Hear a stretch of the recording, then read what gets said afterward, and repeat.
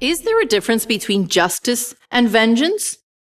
Well, according to the dictionary, justice is the maintenance of what is just or right by the exercise of authority or power, or it's an assignment of deserved reward or punishment. And vengeance is punishment inflicted in retaliation for an injury or offense or retribution.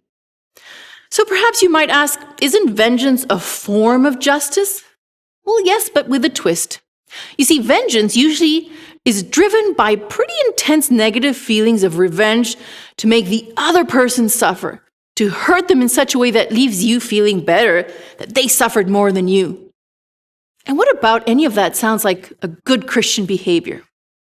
With vengeance, your intention is to punish. With justice, the intention is to hold the other person accountable. I challenge you to think about any story of where justice was brought about through vengeance and where it worked out very well in the end and there was learning, accountability, and justice was restored. I can help you think of some examples that didn't work out, the most popular being the Count of Monte Cristo, where the unfairly imprisoned Dantes spends years planning out his retaliation and finally, when he breaks out of prison, spends the rest of his life carrying out his vengeance. What kind of a life is that? What does God in the Bible say about vengeance and retaliation? The most obvious answer is found in Romans 12:19. Do not take revenge, my dear friends, but leave room for God's wrath, for it is written, "It is mine to avenge.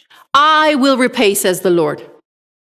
So why wouldn't God want humans to engage in retaliation? Because it never works.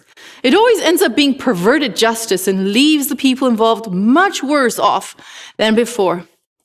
And you open the door for the devil with so much resentment, bitterness, and anger instead of growing the fruit of the Spirit. But here's the real challenge. Not only does God say, don't take revenge, but instead he proposes something very different. Love your enemy, do good to those that harm you, and overcome evil with good. And with that, we come to the end of our nugget. I'll see you tomorrow.